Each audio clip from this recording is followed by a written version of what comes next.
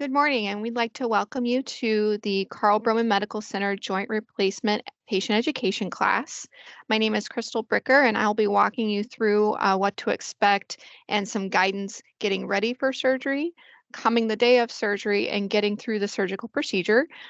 Sarah, one of my cohorts, will be walking you through what to expect once your joint is replaced and the process afterwards in getting you through to recovery and back home. And we'll have a few other team members that will be coming through and giving you an idea of their role in your care. So really, we developed this course to help give you information. What we find is a lot of times people have a lot of anxiety related to this procedure, and it is directly related to the fear of the unknown. And we want to empower you with information to provide you what to expect before, during, and after your surgery. And by doing so, we hope to decrease that level of anxiety. We really just want to kind of start with reasons why you come to a place of needing a joint replacement. These are discussions you've already had with your provider. And there's a lot of different reasons as to why people need to have their knee or hip replaced. But the main reason is you guys are having issues with mobility. You've lost function. There's pain, other issues that prevent you from doing what you absolutely love to do. Maybe it's going outside and walking or gardening. But what's going on is really preventing you from enjoying your life and living it to the way that you want to.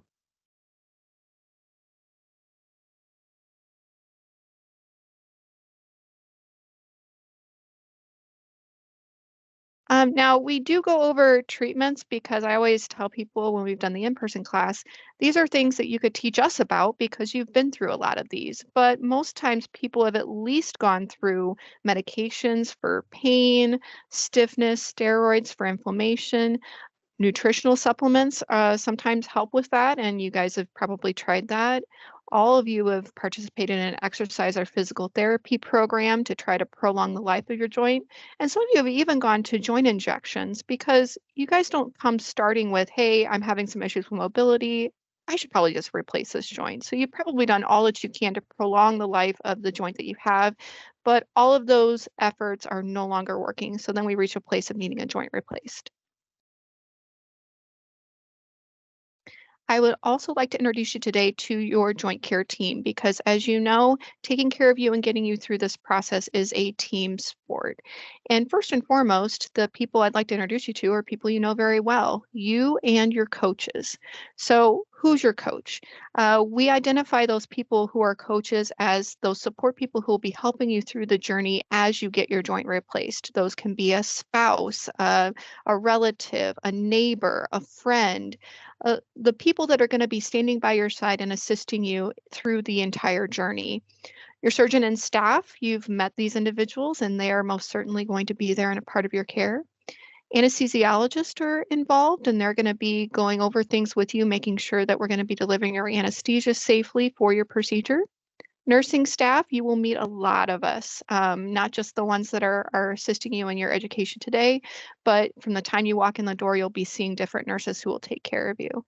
Physical and occupational therapy, case management and social workers and chaplains are all involved in your care. And we're going to go over through the course of this class exactly what they're responsible for in caring for you as you're here. But before we go into the nuts and bolts of what to expect the day of surgery, I do have some stuff that we want to cover about how you can continue to prepare yourself between now and the time you come for surgery to get yourself in optimal shape for the procedure. First and foremost is nutrition. So, with this, it's really just a matter of keeping mindful of what you're putting on your plate because nutrition plays a key role in our body's healing processes. So, making sure you're getting plenty of fruits, vegetables, vitamins, minerals, all those things that we tell little kids from, when they're in kindergarten are best to put on their plate because it's nutritious and healthy for them are equally important for you, especially because you're coming for surgery. If you're diabetic, I do want to let you know that we are going to ask you to make sure to keep track of your blood sugars and keep them in the range that your doctor has described as being important for you to do. Why this is important is blood sugars that aren't well controlled tend to lend to wounds that don't like to heal very effectively. And if there's a delay in wound healing, that's going to increase your risk of a surgical site infection. For those of you who smoke, this is where I'm going to put in a plug. It is best to quit. And that is any day of the week, it is always best to quit.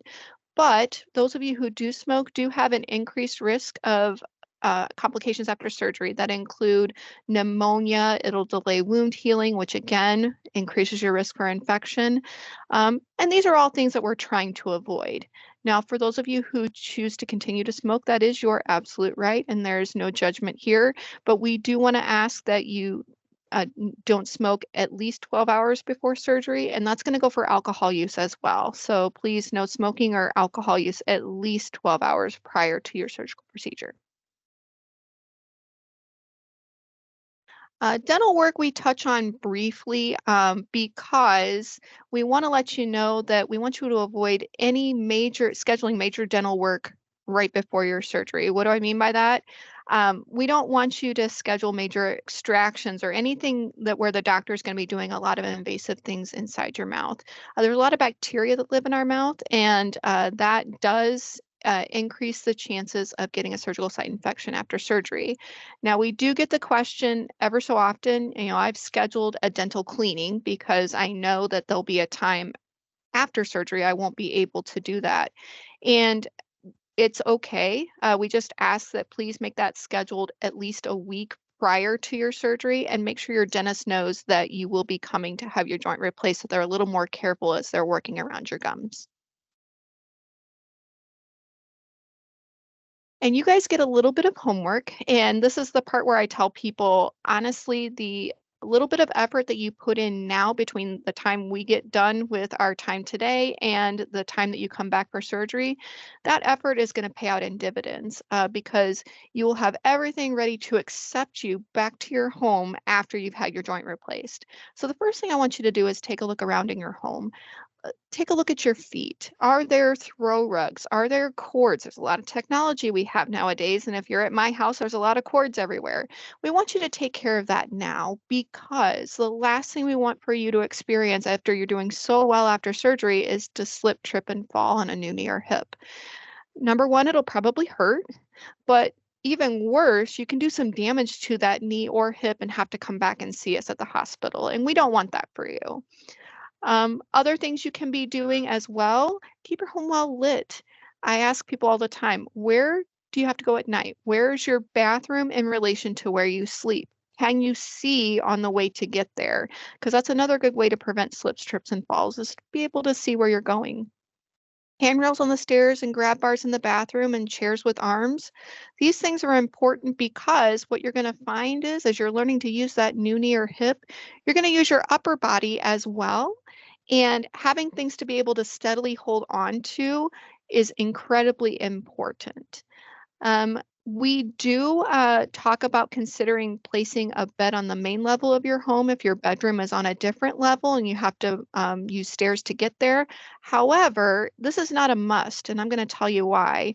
A little bit later, Michael's going to tell you, all the things are going to work with you before you're discharged from the hospital. And one of those things is going to be working with you with stairs. If stairs are a part of your normal living environment, we're going to work with you to successfully be able and clear those stairs and do them safely upon discharge. So you'll be able to go up and down stairs. Now, you're probably not going to make marathon trips up and down, but you would be able to go up and down a couple of times a day, which with planning and everything would be quite easy for you to do. Moving things to where you can reach them, I ask people all the time, what is your normal routine? Think of your normal everyday routine and make those modifications now. I give the example of a while back, I broke my leg and I drink coffee at 5:30 every morning. I'm a creature of habit, have been for years, but my husband is not. He gets up at 8 a.m. because he doesn't have to be up until later.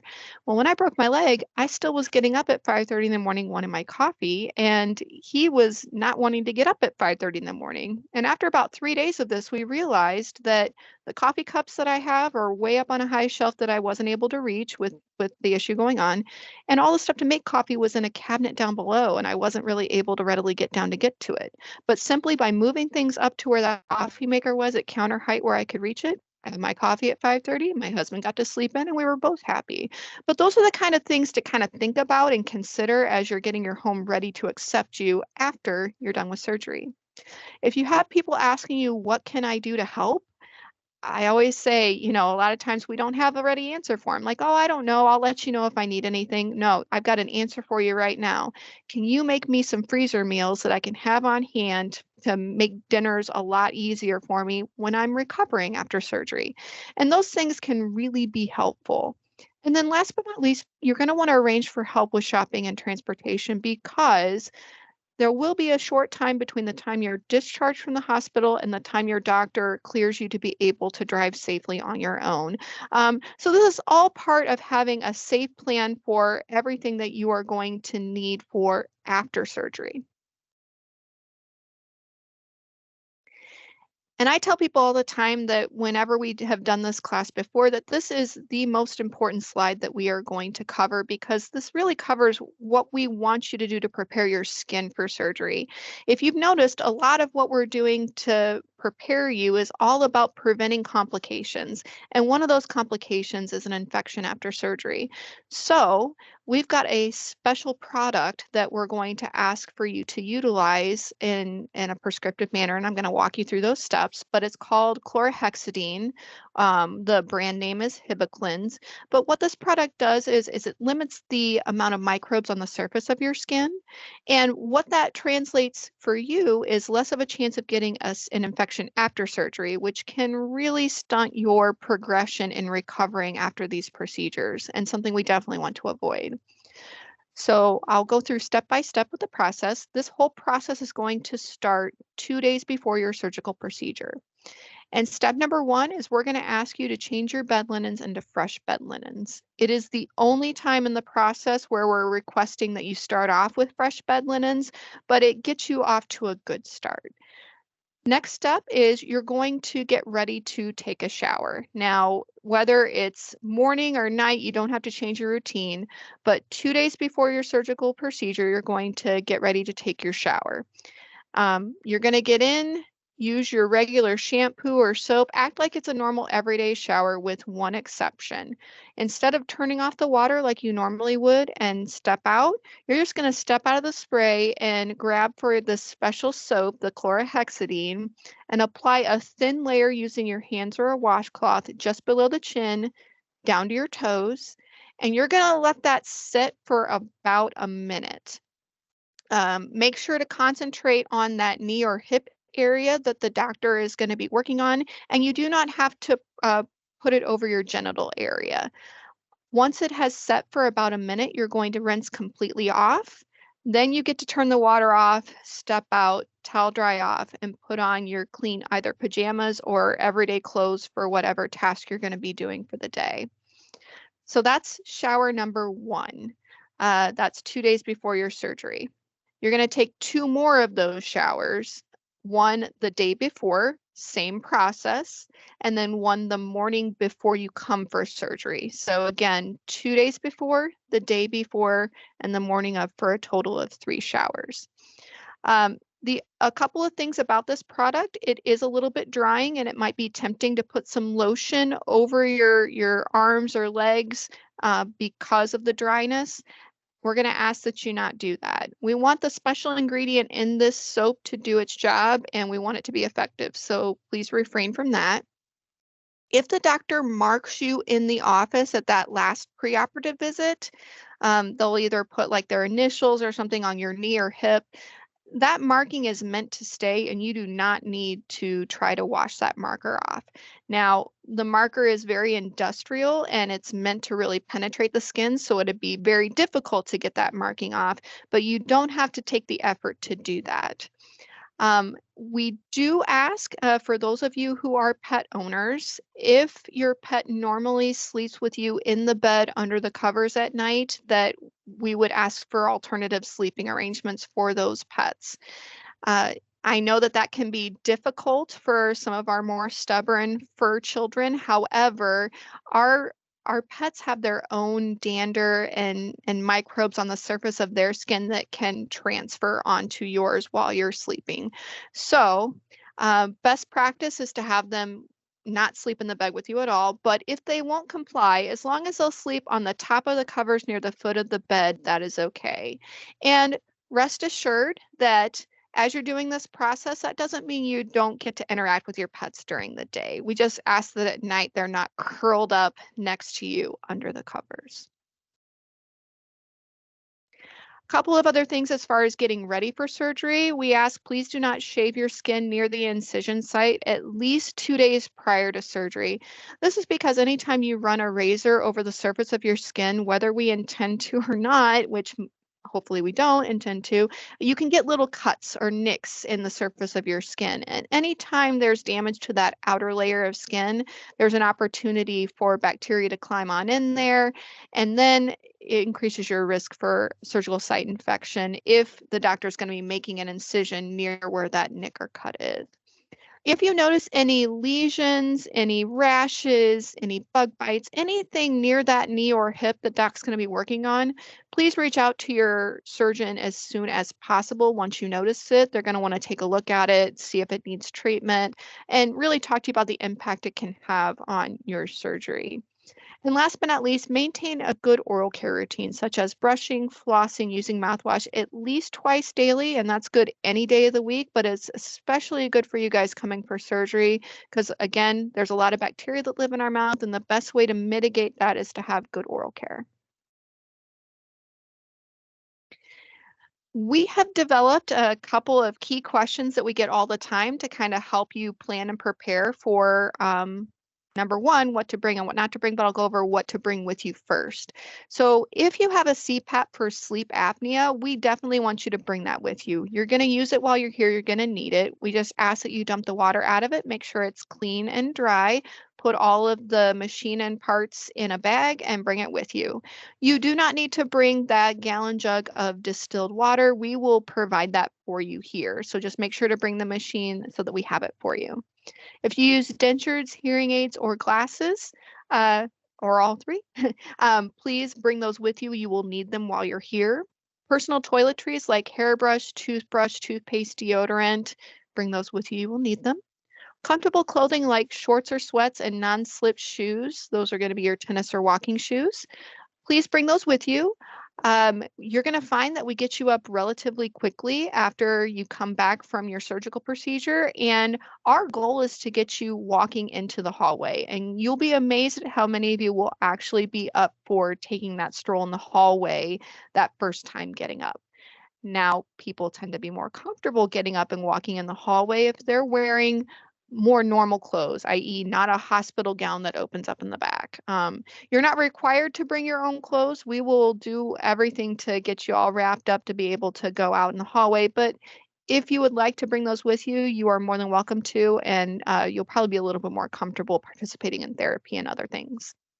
Lastly, if you have a walker already, we ask that you bring it with you as you come in the day of surgery. We'll use it with you for physical therapy afterwards. And especially if you're borrowing a walker and it's not one that you own, physical therapy is going to want to take a look at it and they'll want to make sure that it is fitted for you the best so that you can get the best out of it. Equally important, I can save you some room in your bag. These are things you don't need to bring with you. So first off, you don't need to bring your home medications. The reason being is we took a detailed list of medications you normally take at home. And if the doctor would like you to have those medications while you're here in the hospital, they will order those and we will provide them to you from our formulary. The only thing I would say is if you get specific instructions on a particular med that we may not have, we will let you know to bring that with you, but those are very few and far between. Valuables such as large amounts of money, credit cards, jewelry, those things you're not going to need while you're here, and they are actually safer at home. We do have to add that Carl Broman is not responsible for items brought into the hospital by a patient or family member. So if it's not something that you need for your stay here, we ask that you leave it at home. So now we've gone through all of the work to get your home ready and yourself ready and in good shape to come the day of surgery. Now what? Before you come, we ask that you, number one, stop eating and drinking as you were instructed because that can impact our ability to keep your surgery on time as intended if you don't. We're going to make sure you take any morning medications that you were instructed to take, and please refrain from taking any that we told you not to. We're going to want to make sure that you remove jewelry, makeup, nail polish, um, do your shower with your special soap, and wear loose, comfortable clothing coming in. Your arrival time is usually going to be about 2 hours before your scheduled surgery time, but your doctor's office is actually going to let you know the exact time that you need to arrive the day of surgery. We do have a free service to all of our patients and family members for parking. Our valet parking is available here from 5:30 a.m. to 5 p.m. Real simple, you just drive up to the main doors that you have to come in anyway, drop your keys off to an attendant, they give you a ticket, you get to walk right in. Once you come in, we're going to have you report at the information desk and they're going to send you up to same-day surgery.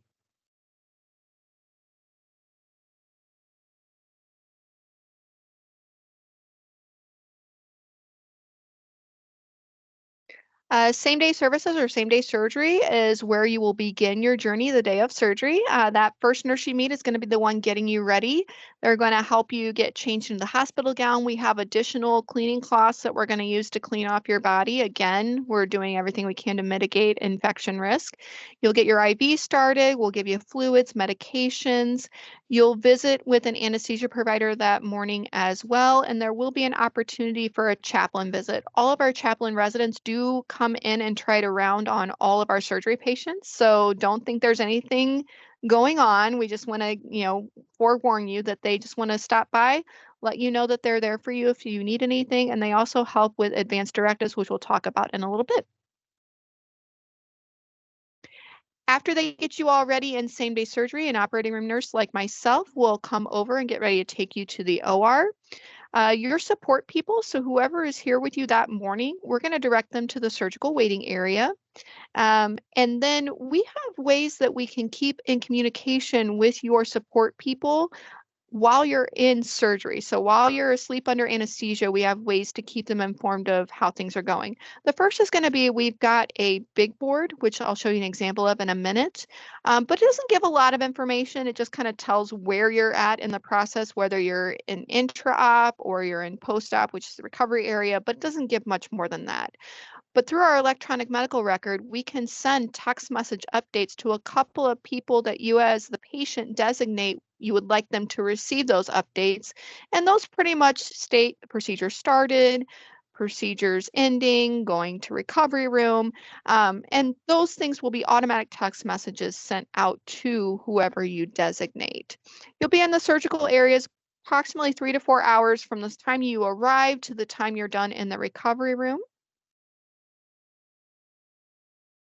And this is an example of what one of our big board looks like. So you see there's a lot of numbers over on the left. Each one of those numbers represents a patient somewhere in our surgical areas, and then it talks about where they're at. So again, not a lot of information, but it does give some. Once they are on their way to the surgical waiting room, patients, you and myself, will go to the operating room.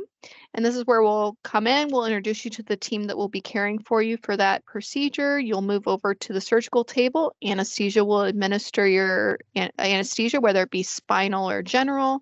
And from there, we'll replace your joint. Once we're done, your support person will be updated by the surgeon, and we will be on our way to the recovery room. So the post-anesthesia care unit, or what most people know as the recovery room, you'll be in there afterwards to have them look over you and make sure you're doing okay after the procedure and that you are comfortable as you wake up from anesthesia. Usually you're in there for about an hour. We do a lot of other things in there with you, such as get a new picture, an x-ray of that new joint for the surgeon. But once you are good and awake and we've gotten everything done with you, we will let your family members know that they can meet you after that as we're transporting you to either same-day surgery if you are going home the same day, or to the 6th floor where most of our patients who stay overnight go. For your safety, we as nurses know that we've got a lot of things we put in place to keep you safe, but we're not very good at explaining why we do what we do. And some of what we do can be frustrating to patients, but hopefully by explaining to you why we do what we do, it'll be a little less frustrating for you. And the first is we're going to repeatedly, and I want to underline that, bold it, highlight it, italicize it, because really it is repeatedly ask you your name, date of birth, and what procedure you're having. And this is all to keep you safe because we always want to make sure that we have the right patient, that what you think we're doing is what we think we're doing is what that surgeon thinks they're doing. And we do this all to make sure that we're all on the same page. Now, usually myself as an operating room nurse, I'm usually probably the fifth person that morning who comes in and asks you the same question. So it's not a matter of we don't talk to one another, but it's all about making sure that every interaction you have with every provider, that we are all on the same page. And your joint also gets marked, and I talked about that either being in the office. If it's not done in the office, we do mark you the morning of surgery before we take you back, because that's a visual cue to the entire team while you're under anesthesia and can't speak for yourself that we indeed do have the correct side. It's one more cue in addition to all the other stuff that we have in place to make sure to keep you safe. The special showers that we've instructed you to do and the wipes that we do the morning of surgery, plus antibiotic medications that we give you, are all to prevent infection. We keep you warm during the procedure. And this seems kind of like a silly statement to say out loud, but if you've ever been in the operating room, it is a cold place. And so from research, we understand that if we keep our patients warm, you guys just do better. You feel better, you have less bleeding, your pain's more well controlled, and we want that for you. So we focus all of our efforts on keeping you warm during the procedure. And last but not least, staff in the operating room perform what's called a timeout. This takes place right before the surgeon makes any type of incision. And it's where the whole team pauses and we go through a systematic checklist of everything that needs to be in place that we know to keep you safe is correct. It's very similar to when you get on an airplane. Airline pilots, regardless of how experienced they are, have to go through the same safety checklist because they know if anything is wrong with any one of those things on the list, it could mean disaster for the people that they're taking up in the air. Same thing goes for the operating room, because the last thing we would want is for you to experience what this poor guy did. It's our little bit of humor for you guys. And now I'm going to turn it over to my cohort, Sarah, who's going to talk to you about what to expect once your joint is replaced. Thank you, Crystal. Like Crystal said, my name is Sarah. I'm one of the nurses that work up on the surgical floor. So you might be seeing me after your procedure. So this is just a little picture of what the orthopedic floor looks like. It's a big, long, rectangular unit. We will send you up to if you're going to be staying the night after surgery. Also, the floor is called 6 West. You might refer to it as that floor as well. A couple things to note as you're waking up out of anesthesia and heading up to the floor. A couple things that a lot of our patients wake up with. One, IV fluids. You'll still have your IV in and hooked up to fluids until you're eating and drinking, going to the bathroom. Oxygen, sometimes people wake up with either a mask or a nasal cannula in your nose, and that's totally normal. Sometimes we're not breathing as deeply after we've had surgery and anesthesia, so you might wake up with some oxygen in your nose. And then you'll also have a surgical dressing of some kind and possibly a surgical drain. You might not be able to see it right away because you do have a big bulky ACE wrap that we keep on your leg for about a day or so after surgery, but you all have some kind of surgical dressing. And then most hip and knee patients are discharged if you're not going home same day, then the day after. However, if some things happen as far as mobility, pain, other reasons, we can talk about further options later on in the PowerPoint. So your comfort is one of the most important things to us while you're here and after surgery. So I will say you will not be pain-free. Some pain is expected. So don't set your goal as to be completely pain-free because it just won't happen. But we do try to get your pain to a tolerable and comfortable level as best as we can. That way you can get up and walk and work with therapy. So one of the things that we use to kind of see where you're at with your pain is something called a number scale. So your nurse will ask you how you rate your pain on a scale of 0 to 10.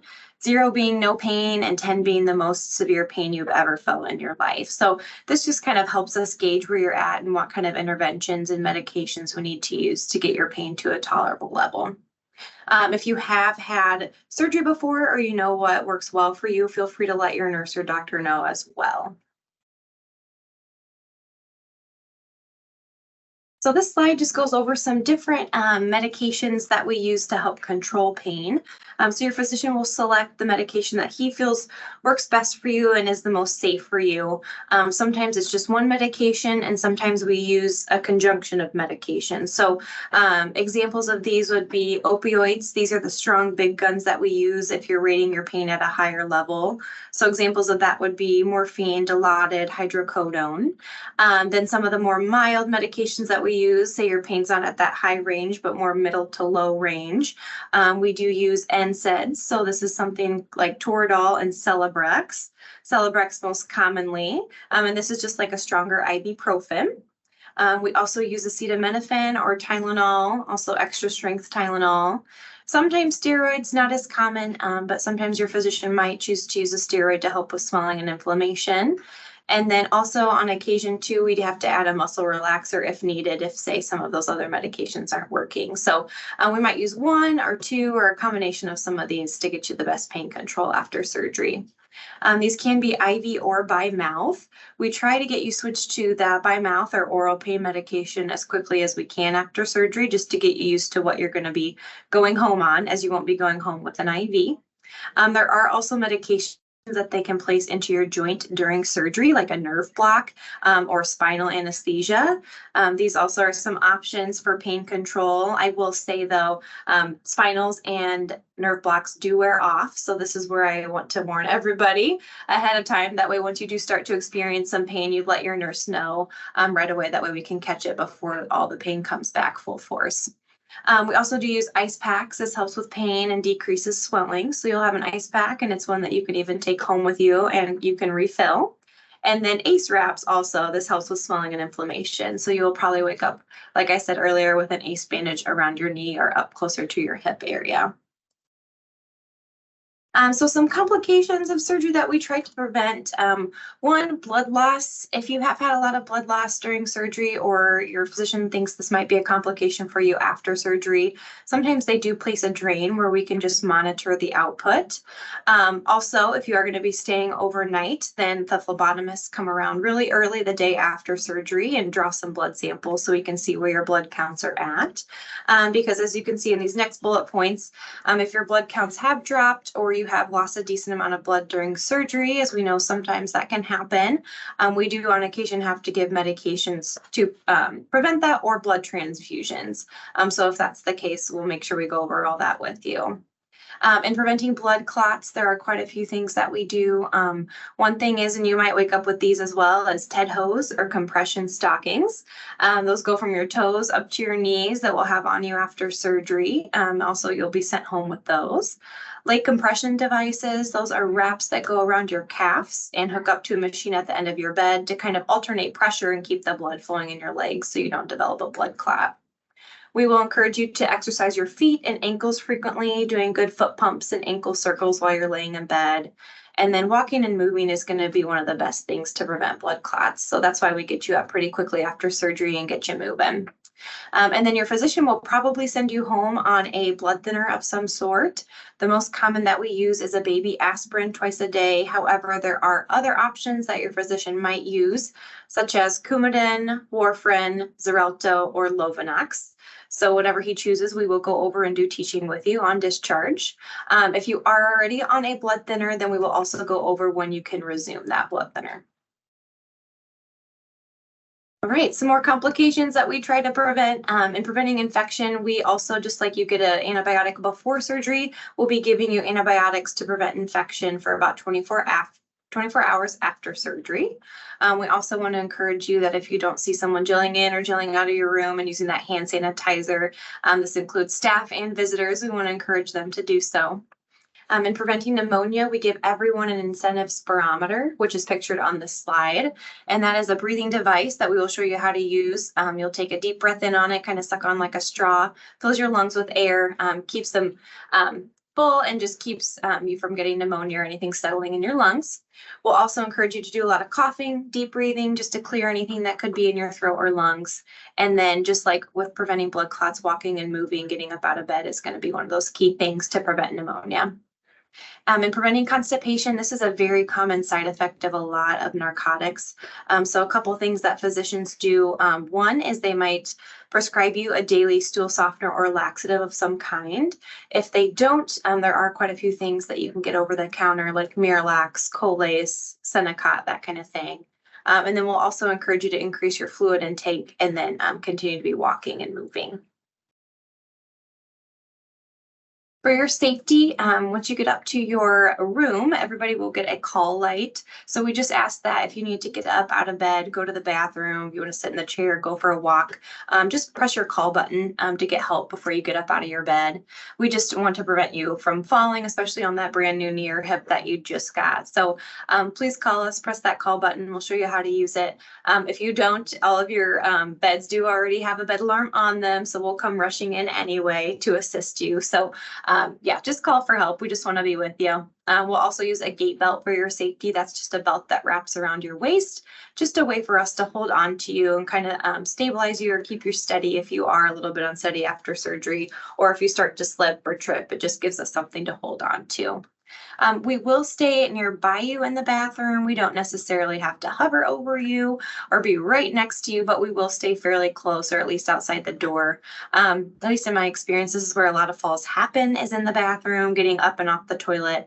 And things happen even if you feel steady and confident, you know, legs buckle and things happen that we don't expect. So we'll just be near you while you're in the bathroom.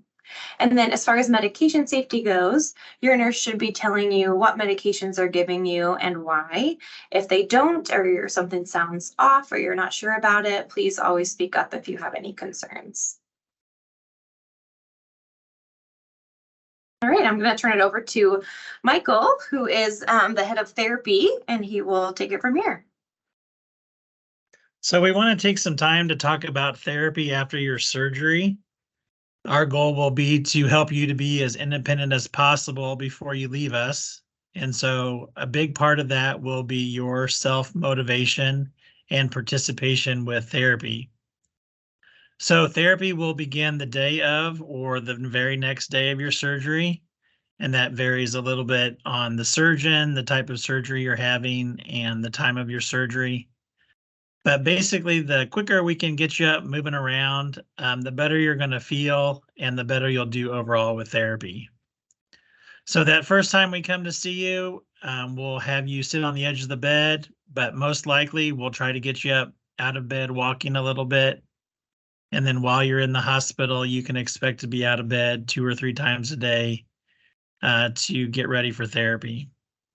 And we will coordinate your pain medication with your therapy sessions, so you get the maximum benefit of those therapy sessions.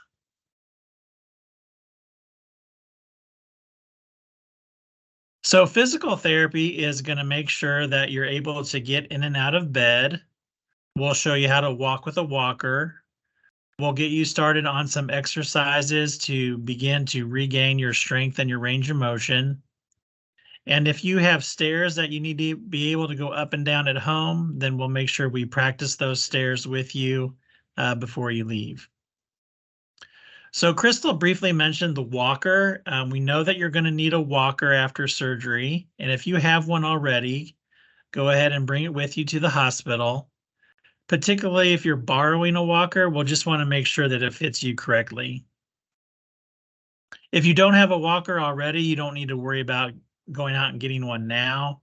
We'll have a walker for you to use while you're in the hospital, and then we can work with case management to get you what you need before you leave. There's a picture there that shows you a good example of a walker that we use, but there's various kinds, and so don't get too caught up in the walker itself. We'll make sure that you have what you need. Most likely, you'll be able to put as much weight through that new hip or knee as your pain tolerance will allow. So you won't necessarily be restricted in how much weight you put through that new hip or knee. Every once in a while, the surgeon will want us to limit your weight bearing. And if that's the case, then we'll make sure that we practice that with you and go over that with you during your therapy sessions. It's very normal for you to experience soreness in your arms and also your non-surgical leg. And that just comes from using the walker when you're ambulating. So don't be surprised if you're a little bit sore. And then finally, in regard to the stairs, when we have you go up and down the stairs and when you're at home, there's a catchphrase that we use to help you remember the easiest way to go up and down the stairs. And so the phrase is up with the good, down with the bad. And what we mean by that is when you go up the stairs, if you step up first with your good leg, that's usually a little bit easier. And then coming down the steps, if you step down first with your bad leg or your surgical leg, that's a little bit easier. So up with the good, down with the bad. We mentioned exercises before, and so the ankle pumps is one of the exercises we mentioned in terms of maintaining good circulation, but it will also be important to get you started on exercises that begin to regain your strength and your range of motion around your new joint. And so we'll start you on those exercises, and you will continue those exercises after you leave the hospital. In addition to physical therapy, some of you may also be evaluated by the occupational therapist. Occupational therapy focuses on activities of daily living. These activities are things we do every day as part of our normal self-care routine. So things like bathing, dressing, getting in and out of bed, to and from the toilet, or in and out of the shower. And so if you're having difficulty with any of those activities after your surgery, or if maybe based on how your bathroom happens to be set up at home, you think some of those activities might be challenging, then occupational therapy can help you with those activities. And as part of their evaluation, the occupational therapist may recommend additional equipment that might be beneficial for you. So for example, in the picture, you see a shower chair, and you also see the patient using a sock aid. So these are just some simple examples of additional equipment that might be beneficial to you. And while we don't recommend that you go out and buy any equipment now, because we're not sure what you might actually need or not need, just know that there are resources available to you and that occupational therapy will help you identify any potential needs, and we can work with case management to get you what you need.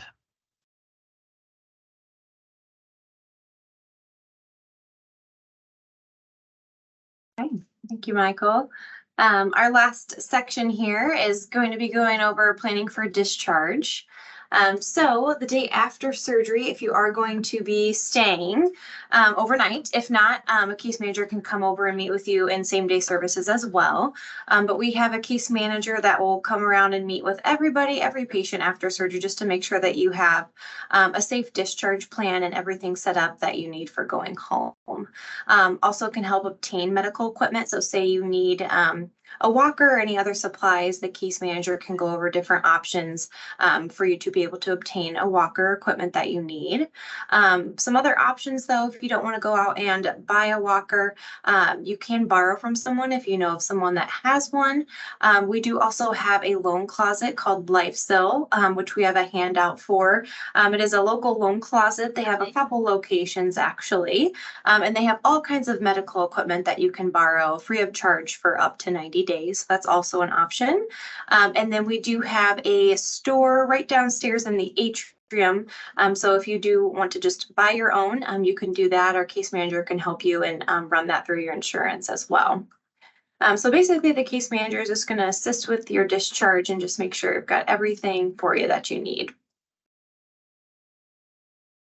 Okay, so ready to go home means that you've got a coach that's going to be staying at home with you, not necessarily around the clock, but often enough to help you get to your appointments, help you, if you need going to the bathroom or cooking meals or anything like that, just making sure you have a coach there with you at home that will be able to help you with those things. Also, we'll want to make sure that you have all of your therapy appointments made or home health therapy set up if that is going to be what you're going to be using. Not quite ready to go home. We will discuss some other options. This could be because, say, you're, I don't know, having some issues with mobility or pain or just any other reasons. We'll go ahead and have the case manager meet with you to talk about different rehab facilities if that's the case or other options, and we can go from there. So where you are discharged to depends on your condition at discharge and insurance coverage as well. So say you're not quite ready to go home, and we are going to talk about different rehab facilities or nursing homes. We will have to run that through insurance, but the case manager will also meet with you and talk to you about that if that's something that we need to do. So our goal is to discharge you as soon as therapy and your physician consider you safe to discharge. So this could happen as early as the morning after surgery. Usually everybody has one therapy session the morning after surgery with PT and OT. If they clear you and your surgeon clears you, then we should be able to have you out of here usually over lunch, so around noon. However, if they do want to meet with you a second time, then they usually come back around 1 or 2 in the afternoon. So if that's going to be the case, then you can expect to be discharged around 3 or so. A couple things to consider. One would be the pharmacy that you're going to use to fill your prescriptions.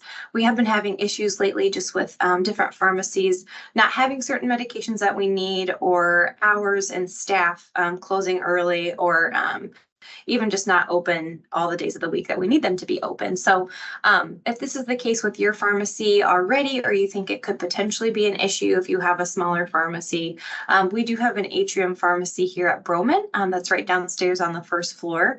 So if you'd like, we can just send all your prescriptions there and you can swing by and pick those up on your way out. It is open Monday through Friday from 8:30 to 5 p.m. So if that's something you'd like to utilize, just go ahead and let your nurse know.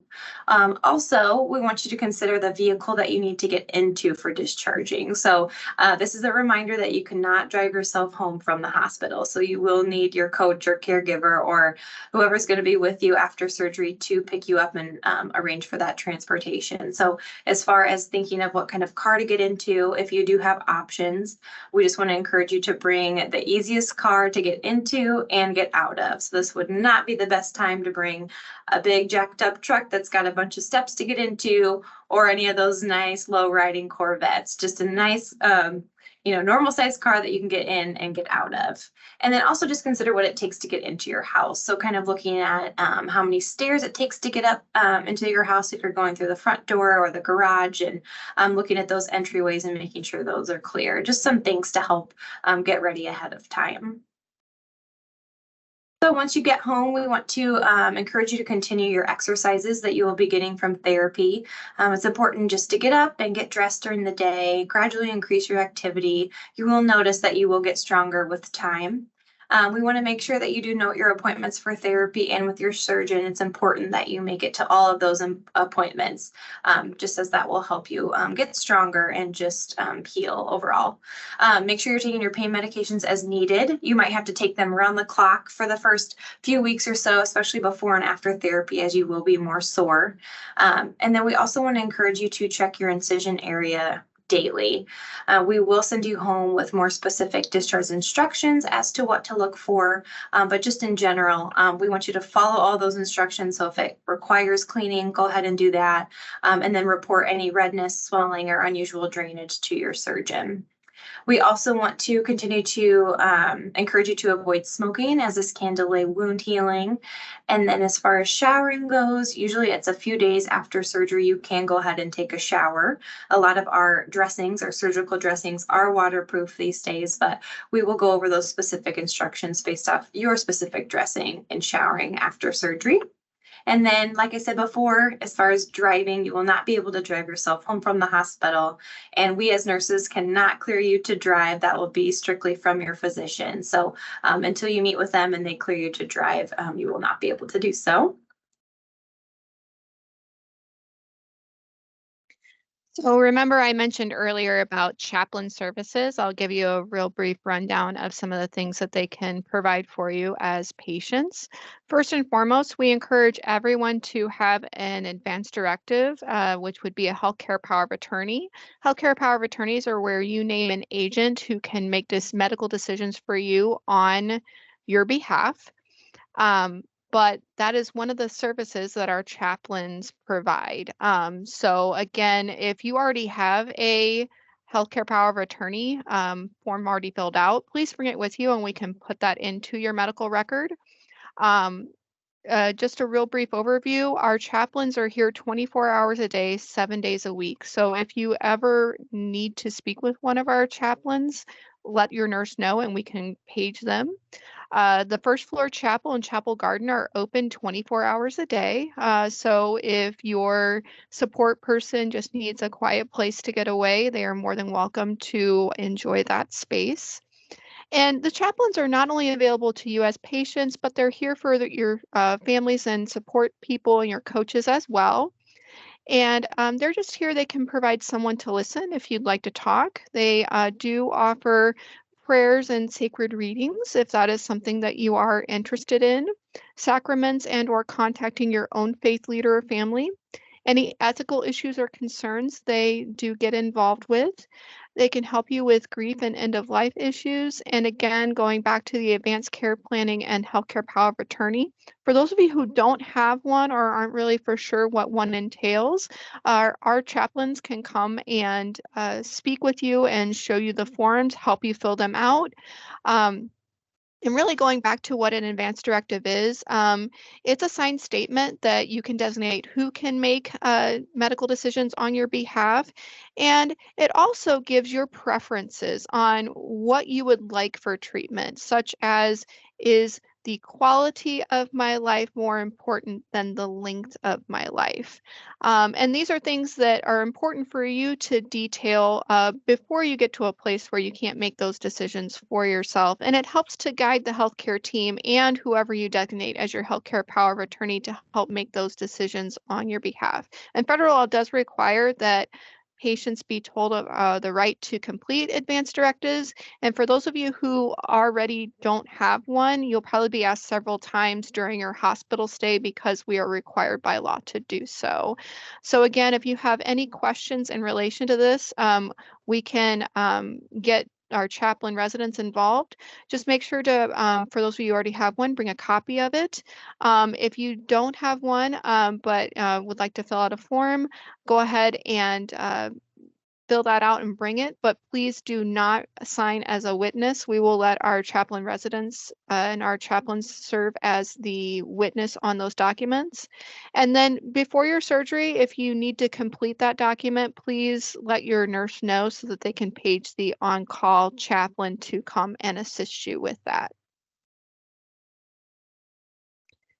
After you complete it, just make sure as a follow-up, putting it on your record is the first step. The second step is making sure that your family, that you communicate this information with them so that everybody's on the same page of what your wishes are. You do want to make sure that these advance directives are kept in a place where they're easily found by your family and designated people that are going to be your agents. And advanced care planning, again, is not just a one-time event. You are more than welcome to update those. If you have an older healthcare power of attorney that you would like to update, you are more than welcome to do so, and we will just take the most recent one that was developed. But you do want to kind of think on making sure these are updated using the 5 Ds. 1 decade, after a decade has passed, it's really good to take a look and make sure that nothing has changed with that. With the death of a loved one, or maybe even your agent passes away, you need to reissue for a new one. If there's any kind of other significant life event, such as a divorce, a diagnosis, or a decline in your health, it is always good to just revisit those and make sure that they are current and reflect your best wishes. We just want to thank all of you for choosing Carl Broman Medical Center for your total joint replacement, and we look forward to seeing you for your upcoming surgery. Thank you.